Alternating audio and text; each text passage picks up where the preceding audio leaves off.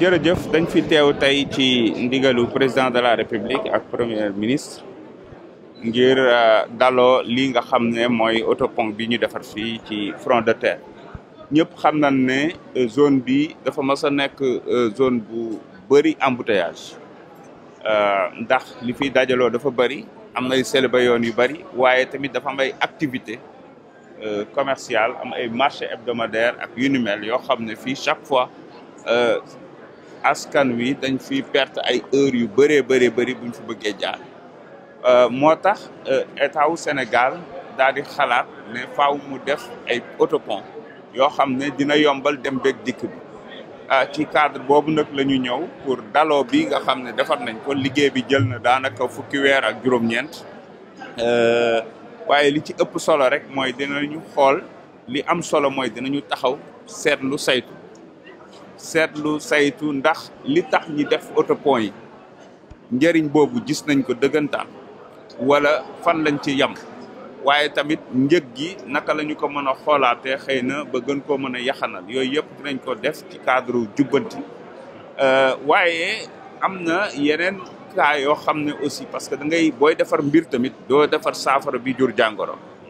comme que am na ay riverains yoo xam ne signalé nañu ne dafa am ay zone condamnée yoo xam ne bu tawee mën nañ am problème te loolu bokkul xëy na ci réseau wu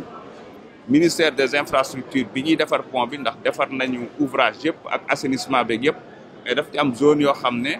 dafa concerner ONAS ministère de l'hydraulique mais c'est l'État du Sénégal de façon globale moo tax bind naa sama naataango pour wax ko loolu que suñuy équipe dinañu dajaloo ñu waxtaan ci ñu def les raccordements qu'il faut trouver des solutions balaa beneen nawet bi di ñëw su ko defee population yi nekk ci seen jàmm te duñu am benn jafe-jafe. waaw projet bi comme niñ koy waxee Sénégal du Dakar dëgg la Dakaru moom moo gën a jànkonteeg ay problème embouteillage moo tax c'est important tamit ñi def fi projet yu ni mel waaye projet bi dañu am benn programme boo xamante ne nii c'est un programme spécial boo xam ne ci wàllu ay pont la ñu bëgg a réaliser ci fee nga xamante ne nii mooy ci zone yi nga xam ne souvent période crue yi dañuy am problème comme fu mel ni Dandemayo bi comme fu mel ni zone Bakel bi comme ni ngeen ko gisee waaye tamit boori sud bi ay Sédhiou entre autres d'ailleurs dans ce cadre même mën nañu waxaale bientôt dinañu lancer nouveau pont de Ziguinchor entre autres donc il y a un programme spécial boo xamante ne nii dina permettre askan wi di dem ak dikk ndax gis ngeen zone yu bëri bu nawet bi ñëwee wala fleuve bi débordé ñoom dañuy maanaam dootuñu jote sax ci Sénégal ils sont coupés du reste du monde et ça c'est extrêmement important ñu liggéey ci un programme spécial boo xam ne dina permettre ouvrage yii nii ñu mën ko réaliser à l'intérieur du pays aussi et loolu njëriñal askan wi rek lay doon. Nous sommes venus aujourd'hui inaugurer ce pont qui a duré 19 mois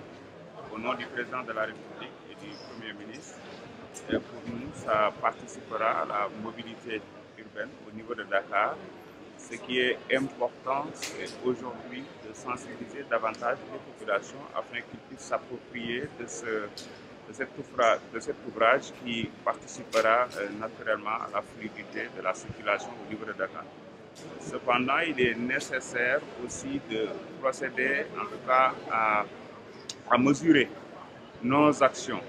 les actions du gouvernement. On a lancé un programme d'autopont. Il est important de s'arrêter et de voir l'impact de ce programme-là pour voir effectivement s'ils sont en train de répondre aux doléances des populations, à savoir une mobilité beaucoup plus fluide. On nous a signalé aussi quelques peut-être soucis à avoir, à savoir tout ce qui est assainissement et autres. Je pense que l'ouvrage est venu avec un réseau d'assainissement. Maintenant, il est important de travailler avec le ministère de l'Hydraulique pour les parties, en tout cas qui concernent l'ONAS. Et pour nous, ça va se faire très rapidement car les diligences sont en train d'être faites par les équipes et les populations seront soulagées, bien sûr, avant le prochain hivernage. Dans l'ensemble, c'est un programme qui est là. Nous allons évaluer, mais aussi nous allons continuer le programme de construction de ponts, surtout au niveau national, de Dandemayo, Au niveau du sud, entre autres, comme vous le savez, avec les périodes de pluie, nous nous sommes confrontés à beaucoup de problèmes de ce genre. Donc, avoir des ouvrages sophistiqués comme celui que nous sommes en train d'inaugurer peut constituer en tout cas de solutions pérennes pour les populations, surtout dans ces zones-là qui sont souvent victimes d'inondations. Cette infrastructure pourrait-elle fluidifier le trafic à Dakar, notamment dans cette zone? Moi, je pense que c'est fait à la suite d'études, naturellement. Les études ont montré qu'il fallait ériger un pont afin de pouvoir, en tout cas, assurer une bonne circulation. Car l'État du Sénégal enregistre énormément de pertes en termes de finances et c'est dû principalement à la circulation qui est très dense au niveau de Dakar. Donc il est important en tant qu'État, en tant que ministère des Infrastructures, de trouver des solutions qui vont faciliter la mobilité au niveau de Dakar. Il y a d'autres solutions parce qu'il faut quand même qu'il y ait une conjonction de solutions afin de juguler cette question-là de la mobilité au niveau de Dakar. Nous avons maintenant au sein du ministère une équipe qui s'occupe de la mobilité et de la circulation. Et ces équipes-là vont travailler sur l'évaluation de l'impact surtout de ces différents ponts qui ont été érigés dans Dakar avant même de procéder en tout cas au prochain étape.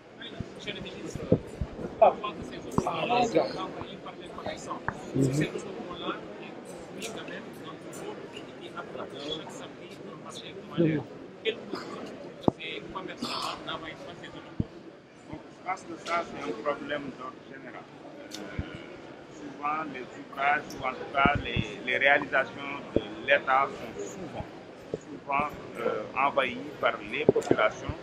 Et parfois, il y a des activités qui y mènent et qui ne répondent pas aux normes. Nous avons demandé à nos équipes de travailler, en tout cas avec le ministère de l'Intérieur, pour trouver des solutions, mettre en place des équipes qui vont s'occuper d'abord de l'entretien, mais surtout qui vont s'occuper de l'ordre au niveau de ces ouvrages-là, parce que pour nous, c'est important. Vous avez vu au niveau du terre, c'est ce qui est fait. Il y a une convention qui est signée avec la gendarmerie et tout se passe très bien.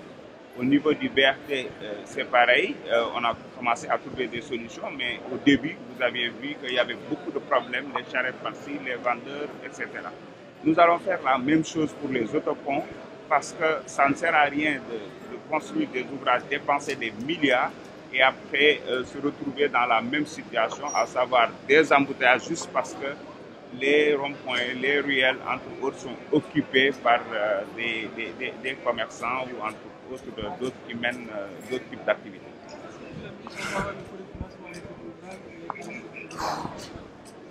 Bon, à ce qui concerne le coût, je pense que c'est dans les 14 milliards et il s'agit d'un pont qui est réalisé avec plus de 2,1 km de voirie passerelle et sur 500 mètres aussi. Donc, c'est ce qui veut dire que c'est un pont très important pour la mobilité. Et comme je dis, nous allons voir, c'est un programme global qu'on a trouvé ici, que nous sommes en train de continuer, mais dans le cadre du Jubanti, comme on dit, nous allons en tout cas évaluer l'impact sur le coût, entre autres, avant de procéder aux prochaines étapes. Oui, ça c'est déjà prévu par les équipes. Évidemment, il y a un programme d'entretien de ces ouvrages-là et de ces routes de manière globale et ça va être suivi de manière très stricte.